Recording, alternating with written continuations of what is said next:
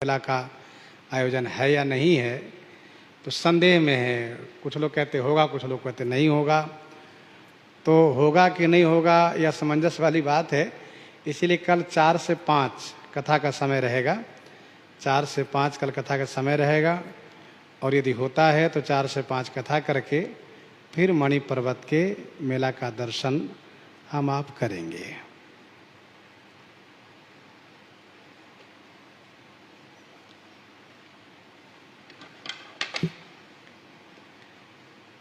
भक्तमाल जी में हम आप श्रवण कर रहे हैं श्री विदुरानी जी का प्रेम।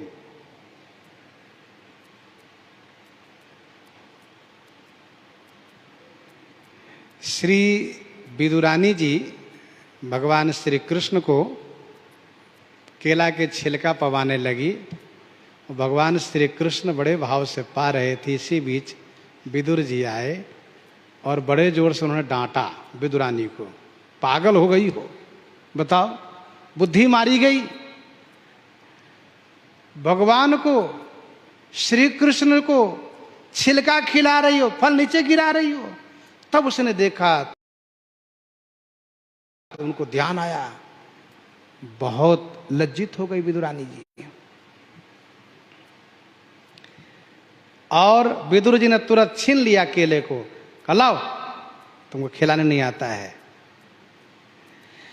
प्रेम को विचारी आप लागे फल सार दैन, चैन पायो हियो नारी बड़ी दुखदाई है। प्रेम को विचारी आप। फिर विदुर जी ने सोचा प्रेम ऐसा हो गया, भूल हो गई, कोई बात नहीं। फिर कहा सुनो, रसोई बनाओ, बढ़िया भोजन बनाओ, भोजन कराना है। तो विदुरानी जी बड़े प्रेम से जाकर के भोजन बनाने लगी और रसोई बनाने लगी।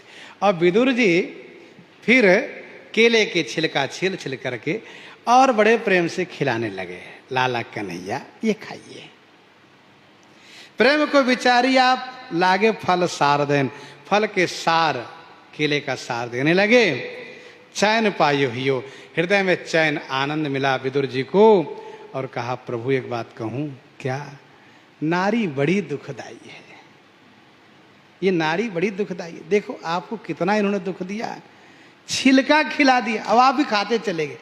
आपको तो मना करना चाहिए, आप पाते चले गए।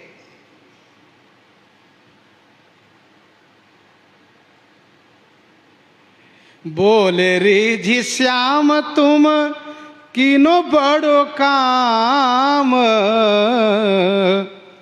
श्याम सुंदर ने रिझ करके कहा, काका आपने बहुत अच्छा काम किया। बोले रिझी श्याम तुम कीनो बड़ो काम, ये पई स्वाद अभिराम, वैसी वस्तु मैं न पाई है। ये पैमाने फिर भी आहा, जो सुंदर स्वाद विदुरानी जी के काकी के हाथ के छिलके में था, वो स्वाद इसमें नहीं मिल रहा है।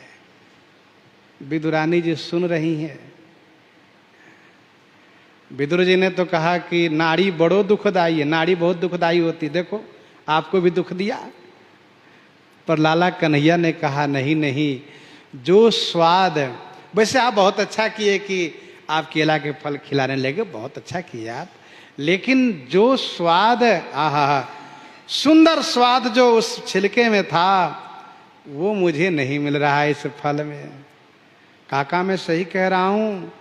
और वैसी वस्तु मैं न पाई है, वैसी वस्तु मैंने कहीं पाई ही नहीं।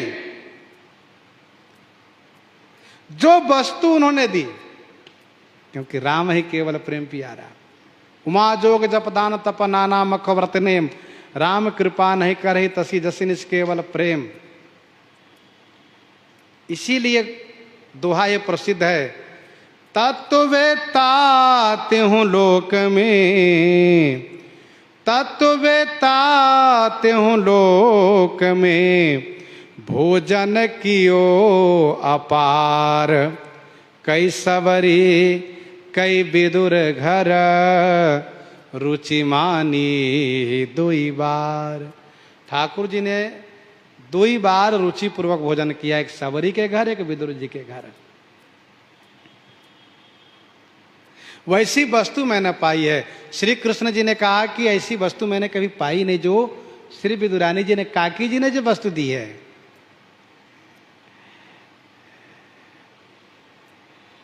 उधर श्री विदुरानी जी को बड़ा संकोच। तिया सकुचाए कर काटी डारो हाय, तिया सकुचाए कर काटी डारो हाय, प्राण प्यारे को खवाई, छीली छीली का न भाई है। तिया सकुचाए, श्री विदुरानी जी को बड़ा संकोच है। हाय हाय, मेरी बुद्धि मारी गई, सचमुच मैंने बड़ा अपराध किया, बड़ी गलती की है। अरे इस कर काटी डारो, हाथ को काट के बहा दूं, इस हाथ ने अपराध किया है, छिलका खिला दिया ऐसे प्राणनाथ को।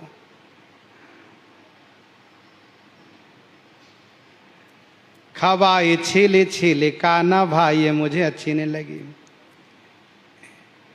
बहुत संकुचित थी, बहुत ग्लानि ग्रस्ती। इसके बाद विदुरानी जी रसोई बढ़िया बनाई, भगवान श्री कृष्ण प्रसाद पाए। पर कृष्ण भगवान तो उस केले की छिलके की बड़ाई पर बड़ाई किए जा रहे हैं। तो पहले तो विदुरानी जी को लगा कि कहीं ऐसा तो नहीं कि यूं ही चिढ़ाने के लिए कह रहे हैं। तो एकदम भाव में विभोर होकर के श्री कृष्ण जी प्रशंसा कर रहे हैं, ठाकुर जी प्रशंसा कर रहे हैं। तो विदुरानी जी को संकोच दूर हो गया, बड़ा अच्छा लगा। और फिर भोजन में जो भोजन बना, काकी कि ये जो बना है ना, ये सब्जी, ये चटनी, ये भजिया और ये जो बढ़िया कढ़ी जो बनाई इन्होंने, ये बढ़िया, ये जो मिष्ठान है, सबकी बड़ाई कर कर के जब पाए हैं, दोनों को बड़ा आनंद आया। लेकिन विदुर जी को थोड़ा संकोच हुआ कि बताइए, हमने फल खिलाया तो फल की बात को स्वीकार कर नहीं कर रहे, कहते नहीं वो स्वादे नहीं मिला, वो बातें नहीं हैं। तो भगवान श्री कृष्ण ने देखा कि काका जी को मन थोड़ा उदास है, काकी तो संतुष्ट हो गई, प्रसन्न हो गई। तब उन्होंने क्या किया, विदुर जी के जंघे पर अपना सिर रख करके सो गए। श्री कृष्ण भगवान के कान के कुंडल का छाप पड़ गया इस पर, जंघे पर, अमिट छाप। इसको देखा किनने, तो देखा श्री मैत्रेय जी ने। कहाँ? श्री हरिद्वार में।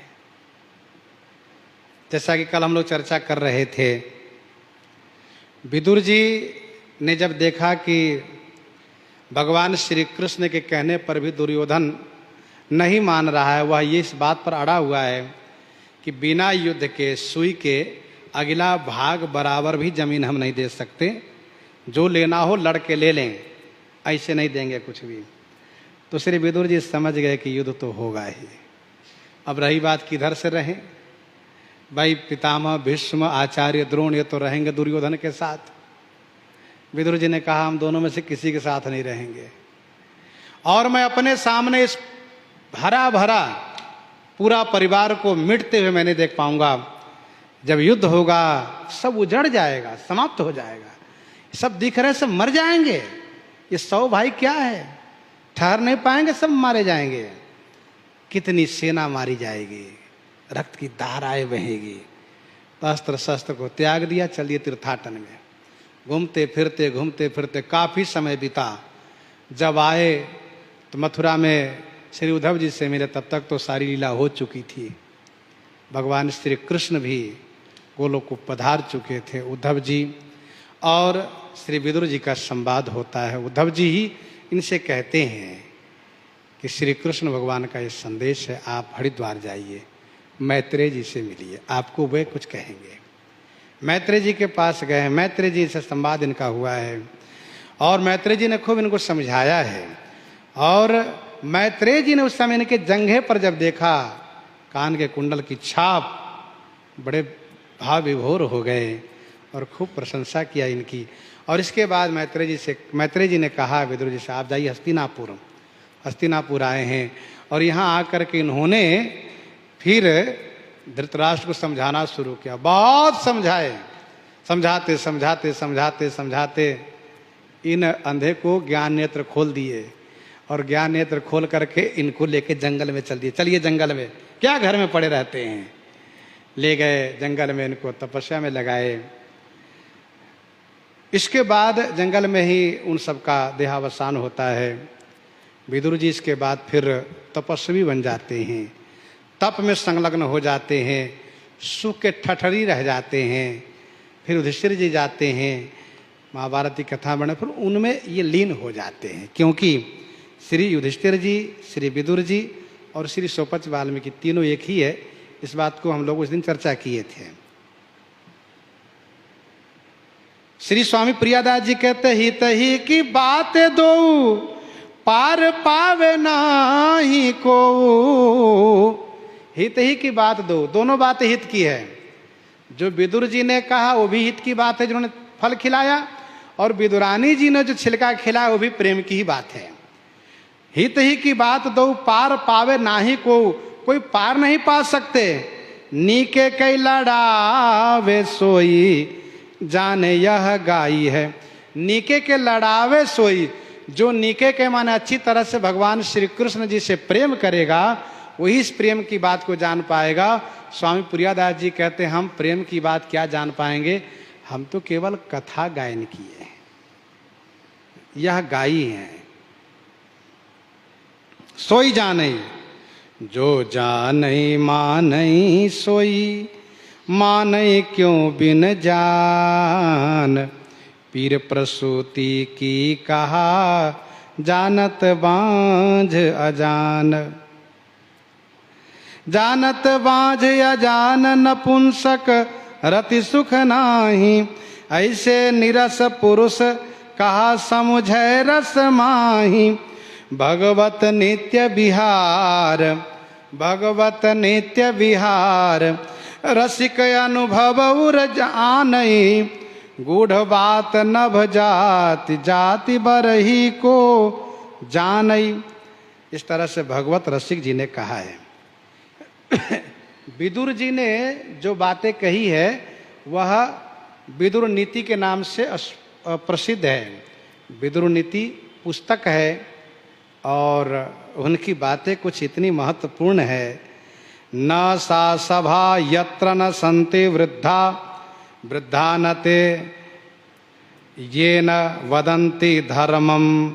वह सभा सभा नहीं है जिस सभा में वृद्ध न हो, वह वृद्ध वृद्ध नहीं है जो धर्म न कहता हो। ना सौ धर्म, ना सौ धर्मो यत्र न सत्यमस्ति। वह धर्म धर्म नहीं जिसमें सत्य न हो। तत् सत्यम यच्छलेनाभ्युपेतम।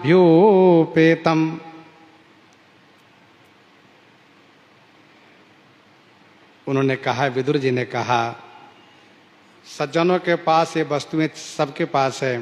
तृणानि भूमि रुदकम वाक चतुर्थिम च सुनृता। देखो ये चीज सबके पास है, चाहे जितनी गरीबी आ जाए। क्या क्या चीज सबके पास है? कहा घास के आसन, भाई घास के आसन दो। भूमि रुदकम जल, और वाक चतुर्थिम च सुनृता, सुंदर विनम्र वचन, मीठा बोली, भूमि, तृणशय्या, तृण आसन और पानी सबके पास है, कितनी गरीबी हो। इसके द्वारा भी यदि सम्मान करो, सता मेतानी गेहेसु नोच्छ्यद्यन्ते कदाचन। तो इस प्रकार से एक प्रेम की बात है।